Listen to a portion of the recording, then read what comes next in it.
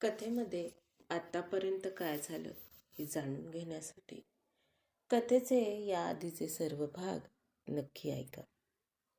वळूया आजच्या भागाकडं. दुसऱ्याची बायको भाग 27. सुमनताई, ते मुहूर्त का काय असतं ते उद्या जमत असेल तर करून घे. आणि आपल्या नयनाच्या लग्नाच्या सगळ्या विधी व्यवस्थित करून घे. लग्नाच्या आधी पूजा, बांगड्या, मेहंदी, हळद वगैरे जे काही असतं ते सगळं नीट करून घे. मायबापाविना वाढलेली पोर आहे. आपल्याला तिचं सगळं व्यवस्थित करायचं आहे. मामा म्हणाले. मी आले ना, सगळं व्यवस्थित करते की नाही बघ. सुमनबाई म्हणाल्या. तशा मामीच्या कपाळावर आठ्या पडल्या. सुमनताईंच्या ते लक्षात आलं. सोपान, मी सांगते त्या दिवशी कासाराला बोलवून घे आणि भटजीबुवालाही. अजून काही सामान सांगते. एक काम कर, लिहूनच घे सगळं, म्हणजे विसरायचं काम नाही. सुमनबाई सोपान मामाला म्हणाल्या. मामा लगेच वही पेन घेऊन लिहायला बसले. सुमनबाई एक एक काम सांगत होत्या. ते सगळं बघून संगीता मामींचा चेहरा अजूनच पडला. सोपान, अरे 7 वाजत आले नाही. बोलता बोलता वेळ कसा गेला कळलंच नाही. स्वयंपाक पाणी आपोआप होतं का तुमच्याकडं? सुमनबाई संगीता मामीकडं बघत म्हणाल्या. मी तेच विचारणार होते, जेवायला काय करू? संगीता मामी चाचरतच म्हणाल्या. तुला वाटेल ते कर. सुमनताई म्हणाल्या तशा मामी स्वयंपाकघरात जायला निघाल्या. नयने, मदतीला ये जरा. संगीता मामींनी नयनाला आवाज दिला. अगं तिला कशाला बोलवतेस? माहेरवाशीण झालीये ना ती. तुला मदत पाहिजे असेल तर मी करते. सुमनबाई म्हणाल्या. नको नको, तुम्ही बसा. 4 लोकांचा स्वयंपाक करायला कितीसा वेळ लागतोय? करते मीच. मामी बडबडत स्वयंपाकघरात गेल्या. आता ह्या नैनीचं लग्न होईपर्यंत माझ्या जीवाला काही शांती मिळायची नाही. आज ही आलीये, मग बाकीच्या नंदा येतील. त्यातल्या त्यात ही तरी जरा बरी. बाकीच्या तर अजूनच नाचवतील. बरं झालं, बाकीचे कामं या नयनाकडून आधीच करून घेतले ते. मामी मनाशीच बडबड करत होत्या. रात्रीची जेवणं आटोपून सगळेजण झोपायला गेले. नयना सुमन मावशीच्या कुशीत शिरली होती. आईच्या मायेनं मावशी तिच्या डोक्यावरून हात फिरवत होती. नयनाच्या डोळ्यातून आपसुकच पाणी झरू लागलं. नयने, काय झालं ग? डोळ्यात पाणी का आलं? सुमनबाई म्हणाल्या. लग्न का करायचं असतं ग? मला नाही करायचं लग्न. मी तुझ्यासोबत राहायला येते. नयना मुसमुसत म्हणाली. वेडाबाई, तुझ्यासारखंच मलाही वाटायचं. पण आता बघ, आपलं घर, आपला संसार ह्यात किती रमून गेले. सुमन मावशी तिला समजावून सांगत होत्या. मावशी, मला तुझ्यासोबत का नेलं नाहीस ग कधी? नैना म्हणाली. नैना, खरं सांगू, आक्की गेली तेव्हाच मला वाटलं होतं की तुला घरी न्यावं. मी घरात म्हटलंही, पण माझ्या सासूबाईंना ते आवडलं नाही. असं वाटलं त्या तुला दुस्वास करतील. एकत्र कुटुंबाचा मोठा खटला ग आमचा. आणि खरं सांगू, आमची परिस्थितीही नव्हती ग. सोपांची परिस्थिती त्या मानानं बरीच बरी होती. त्यात संगीताला मूलबाळ नव्हतं. असं वाटलं ती मायेनं सांभाळ करेल तुझा. आणि विशेष म्हणजे इथं आपली माई होती. जेवढा जीव तुला तिनं लावला तेवढा कुणीच लावला नसता. सुमन मावशी बोलत होती. हो ग मावशी, माईचा खूप जीव तुटायचा माझ्यासाठी. ती रोज असंच मला कुशीत घेऊन झोपायची. नैनाला तिच्या आजीच्या आठवणीत अजूनच रडू आलं. हो ग, असं वाटलं तुला इथं राहू दिलं तर कमीत कमी चांगलं शिक्षण तरी भेटेल. आमचं गाव तर ह्याही पेक्षा खेडं गाव आहे. अजूनही 7वी पर्यंतच शाळा आहेत तिथं. मला सांग, तिकडं खेड्यावर काय मिळालं असतं ग? आमच्या चोली आत्ता आत्ता वेगळ्या झाल्या. मुलं मोठी होत आल्यावर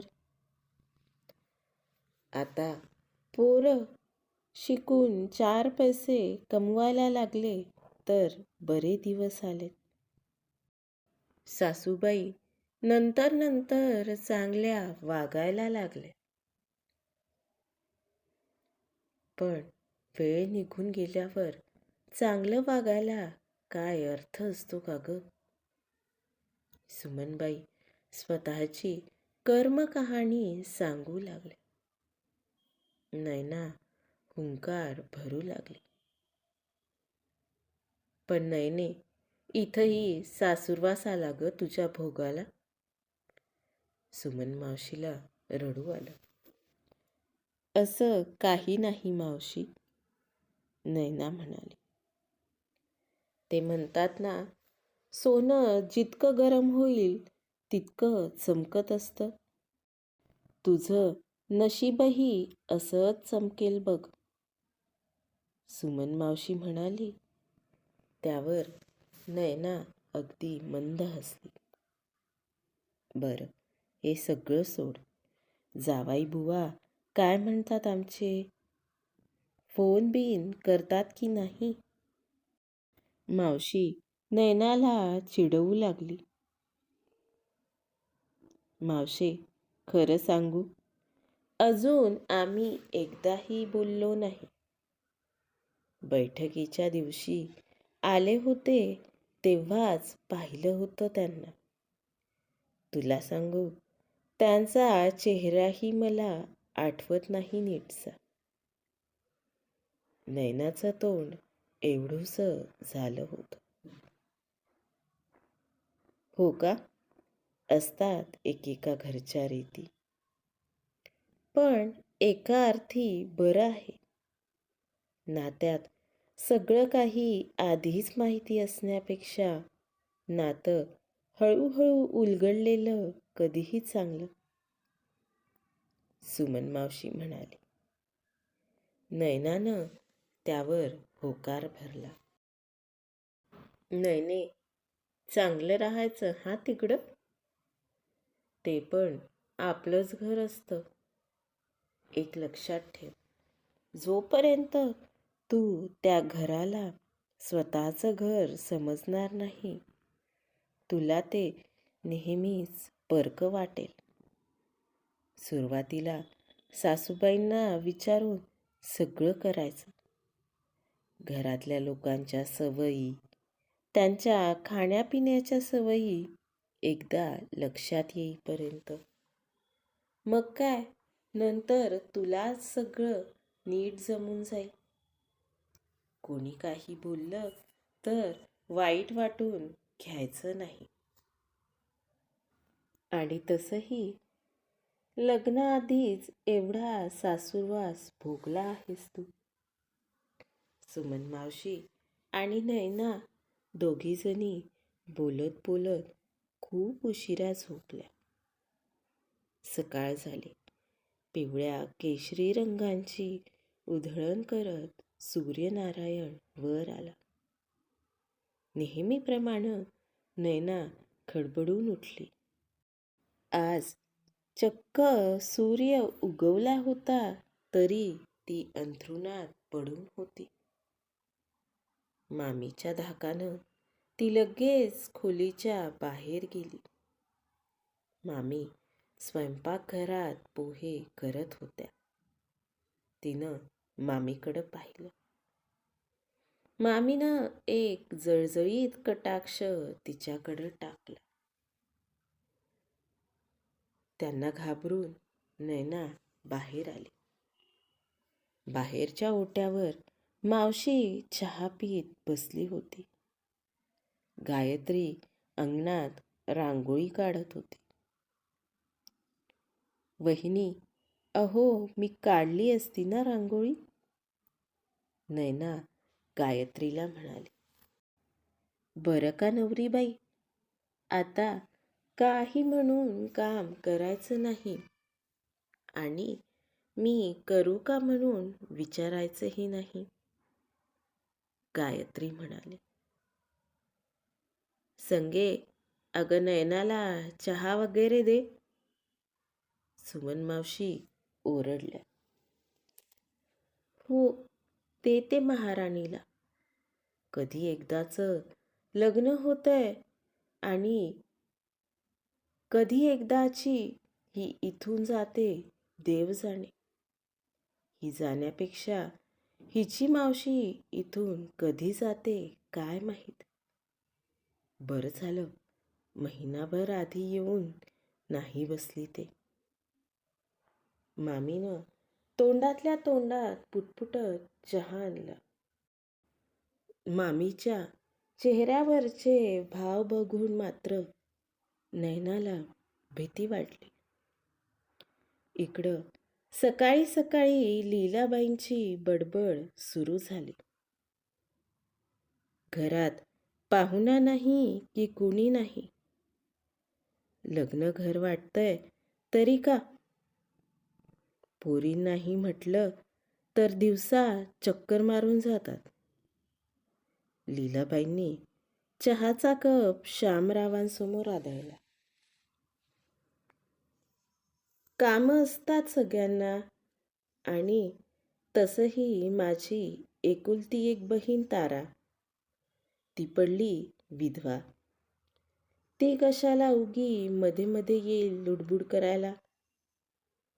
आणि राहता राहिले तुझे बहीण भाऊ, त्यांना एवढा जीव लावतेस तू की त्यांची काही इकडं यायची हिंमत होणार नाही. पण एरवी तुझ्या अवतीभोवती गोंडा घोळणाऱ्या तुझ्या मुली आजकाल तुझ्या थाऱ्याला उभं राहत नाहीयेत.